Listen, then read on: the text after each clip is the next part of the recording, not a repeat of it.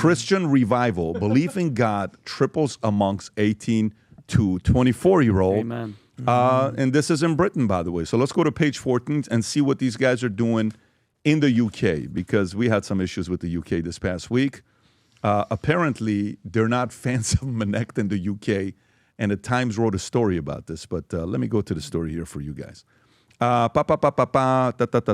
we go. YouGov's tracker and religious beliefs show the number of 18 to 24-year-olds in Britain professing belief in God rose from 16% in August of 2021 to 45% in holy 181% increase, with Lancastrian priest Father Damien Feeney stating the growing number of young people interested in faith comes from a need for structure, shape, and routine in their life and a desire for stability at a time when otherwise life can seem destabilized. A 56% increase in monthly churches attendance from 3.7 million to 5.8 million between 2018 and 2024 was driven by younger men from 1 in 25 to 1 in 5, when women from 3% to 12%. The 18 to 24 age group is now the second most likely to attend church monthly. Feeney noted the desire for structure and order previously mentioned has led to a renewal of interest in traditional worship among young adults. The use of beauty in language, color, music, drama, and fairly classic ways has grown in appeal. Belief amongst 25 to 49 years increased 21% in 2021 to 33%. So let's see who wanted to talk about this story. Adam, I'm coming to you. What do you have thoughts on this story? Well, as the only true Christian on the panel here, the original OG Jew in the house, I think it's great to see Christianity making a comeback, especially in the UK. I think if we learned anything, like if in America right now, you see that it's cool now to be conservative. It's cool. It's counterculture to be like, I know the difference between a man and a woman. So I think it's what's happening in the UK is they've gone so woke. They've gone so leftist. They've gone so secular that young people, Gen Z are the ones that are leading this charge, are basically saying, no. All this woke, government-infused nonsense, I'm done with this. And they're returning back to churches. And I think that's a great thing. I think there's another element to this because there's religion and there's culture. I think religion is one component. I think what's happening in the UK is they're seeing their culture change. What's the number one baby name in the UK? Muhammad. It's not James. It's not Henry. It's Muhammad. And I think there's a lot of Brits who are like, all right, we're tolerant. We're nice. We'll do it. We'll be appeasing to you. And there's a lot of people who are starting to say, no, not on my watch. And I see simmerings. I see on the internet, not that the internet is the tell-all, be-all, especially Twitter, but I see this urge for a holy war. And that's where it's going to happen first, right in the UK. God bless. And I'm Pat, and I know Tom's gonna go right after me, but I mean, what great news. I know we always talk about this and politics and Newsom and the end of the world. Thank God that people are going to God and Christianity. That makes me so happy because listen, it's undeniable. Okay, go do the research. The book that you told me to read, A Case for Christ by Lee Strobel. Guys, the guy was an atheist and was like, I'm going to prove that Jesus wasn't here and he wasn't who he says who he says he was. Guess what? He made a case for Jesus Christ. He was here. Whether you believe what he was, if he was a magician or whatever you want to believe, he was here. He's the savior. I think it's awesome that it's happening. And it's not just happening there, Adam. It's happening here in the United States, okay? And Louis C.K. had a really funny joke once. He said, well, all the time, I think he's one of the best ever. He said, you know what religion won? Christianity? He goes, what year is it?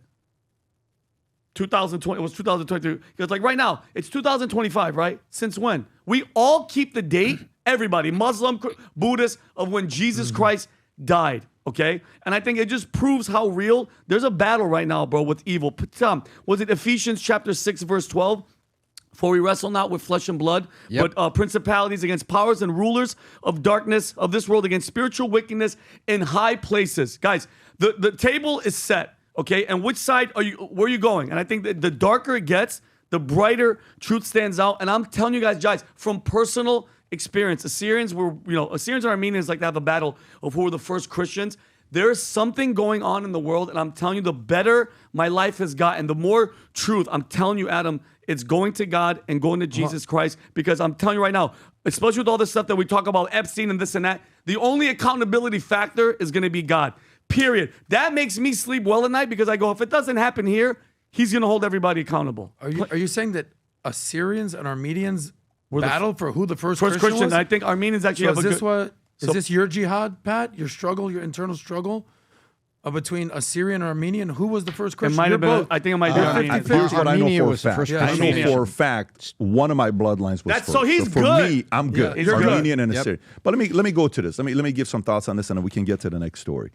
We'll sit here and we'll banter and we'll say all our stuff, and some of it is fun and some of it is appropriate and some of it is inappropriate. Sometimes we get emotional and I can't believe this and I can't believe that, and sometimes we drop the F-bomb too many times and someone's got to call you out and say, hey, get your act together and don't do this. I don't Not like it. Kids anymore. are listening.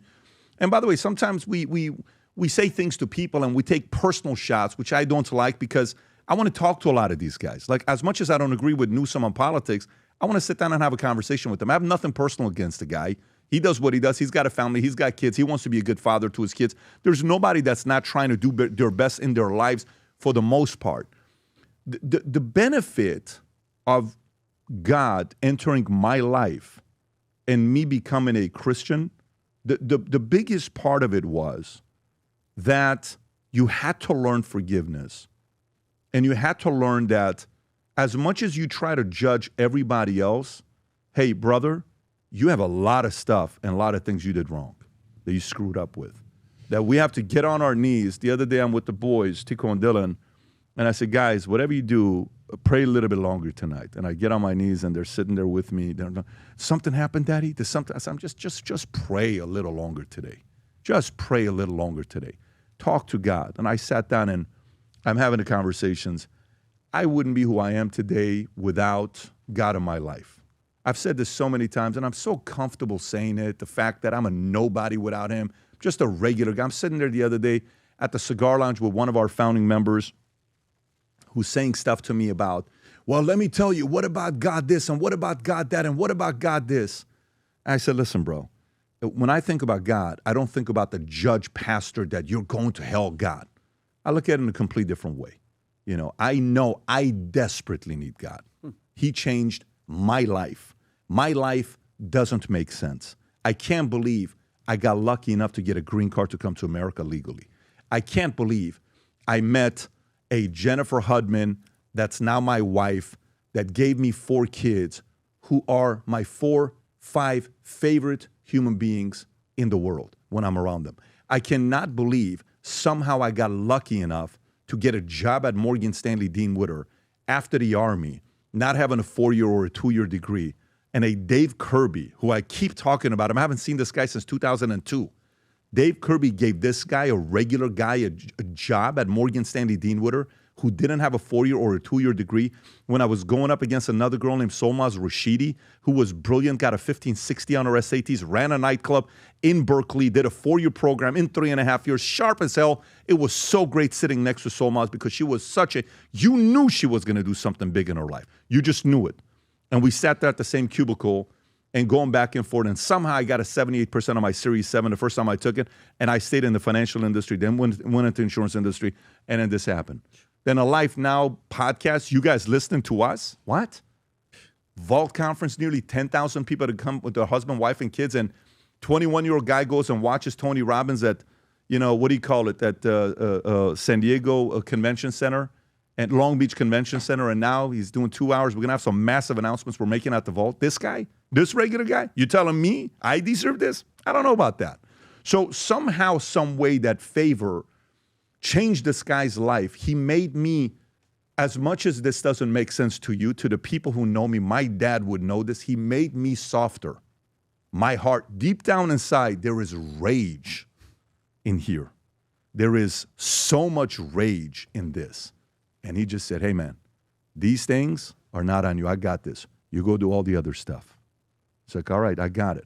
So I'm so glad younger folks, 18 to 24, are getting exposed to this, and they're finding God, they're finding church. I'm so happy that this is taking place, and they're going through it. And it's a beautiful thing. It's a life.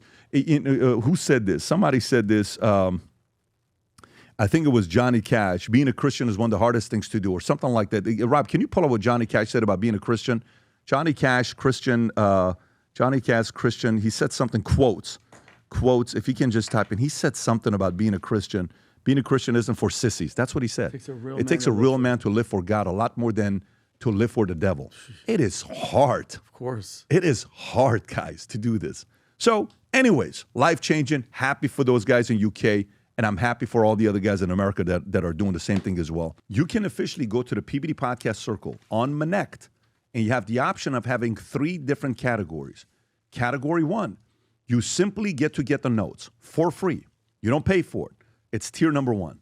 Tier 2, if you want to be able to comment and post, certain things in there, you can go to tier 2. Tier 3 is something that you can post videos. You get a bunch of other added benefits for tier 3. But for some of you guys that want the notes that we're going through, it's free now officially for you. Go to my next Circle PBD Podcast.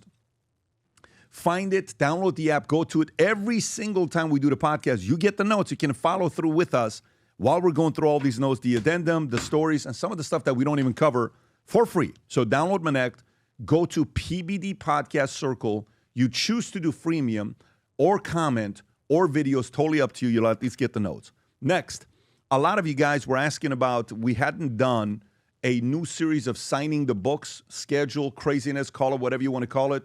The team came, sat me down. I signed hundreds of books. And here's what we're doing today, as well as the new signed books with the new Valuetainment red hats that we got signed here. Anybody that orders the Valuetainment red hats, you're getting a free keychain. We got 2 of them right there. One is home team. One is myself. Go ahead and get them. They're signed, limited edition for these. These are not a lot of them. You can get these signed hats that'll be sent over to you. The first 5 that order the signed copies of either your next 5 moves or choose your enemies wisely, the sales team will contact you. You'll be able to tell us what name you want us to write it out to with a special note instead of just a signature. The first 5 that place an order, it'll be made out to you. Pick and choose, order the book. We will personalize it to you, but it's the first 5 orders. So go to vtmerch.com, place your order, and I think when you order the books, you get 4, bookmarks. Bookmarks. For you each get book. all those 4 bookmarks that'll free. be sent to you as well. And the hat, the free keychain, Future Looks Bright, sick keychain. If you enjoyed this video, you want to watch more videos like this, click here. And if you want to watch the entire podcast, click here.